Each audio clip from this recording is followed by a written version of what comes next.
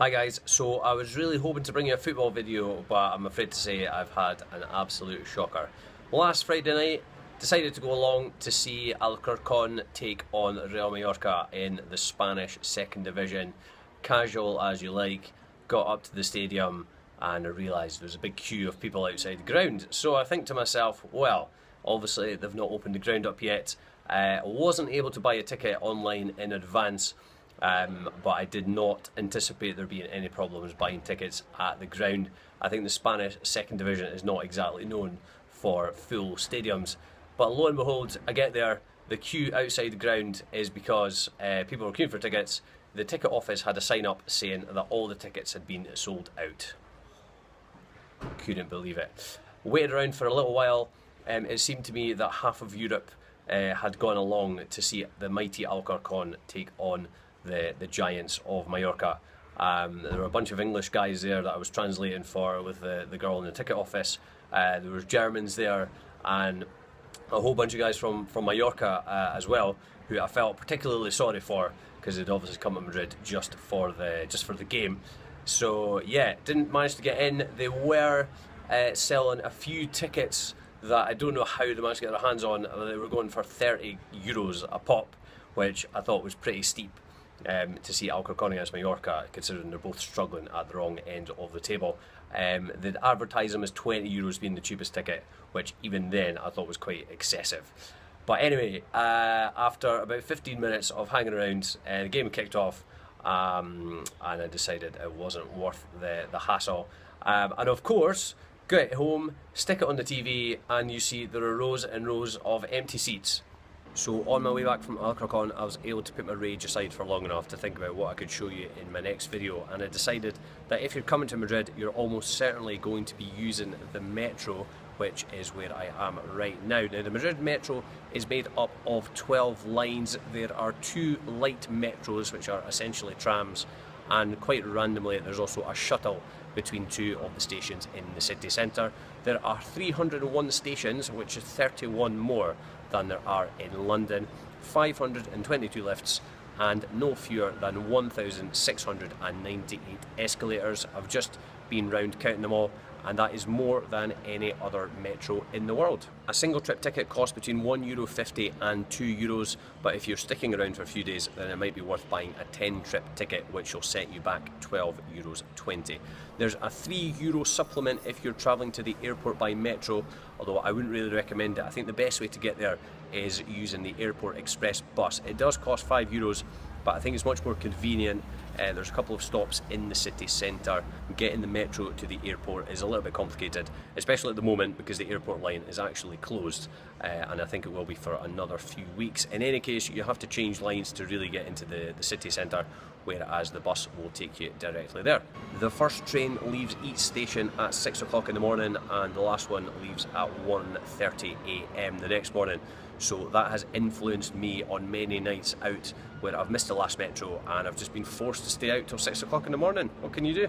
At peak times, trains will come along every 2 or 3 minutes, although the rest of the time they are a little bit less frequent than they used to be in the past. I remember when I first arrived here back in 2009, I would be absolutely outraged if I had to wait more than 3 minutes for a metro, whereas now that's kind of standard practice, or even a little bit longer than that. So at night time especially, you'll sometimes have to put up with quite long waits of up to 15 minutes at times. People are sometimes surprised to discover that the Madrid metro is left-hand drive, even though traffic in Spain drives on the right-hand side of the road.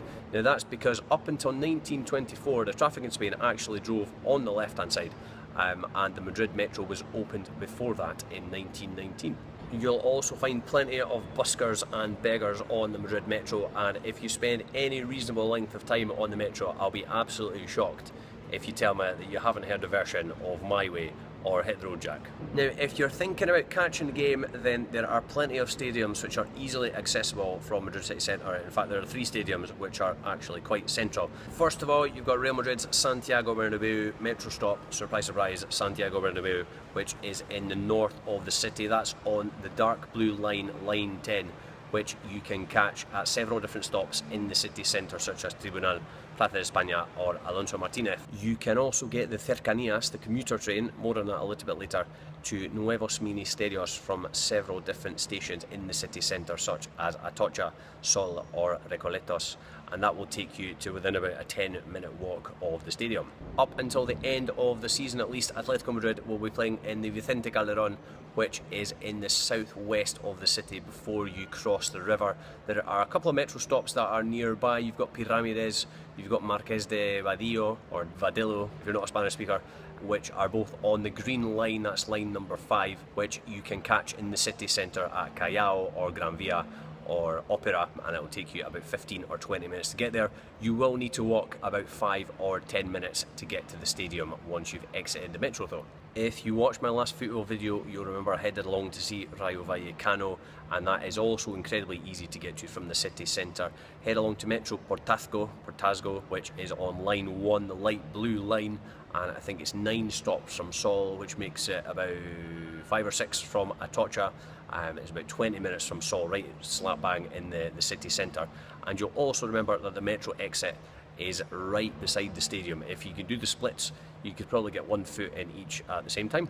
Okay, so I mentioned the Cercanías, the commuter trains, which are mainly used to link the towns on the outskirts of the city to the city, but there are also plenty of stops in the city centre. There are 9 lines in total, and a ticket will cost you between $170 and $870, depending again on how far you travel.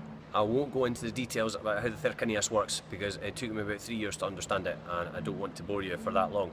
But the good news, if you're a football fan and you want to go to a game, is that Leganés, Getafe and my new buddies at Alcorcón are all quite easy to get to.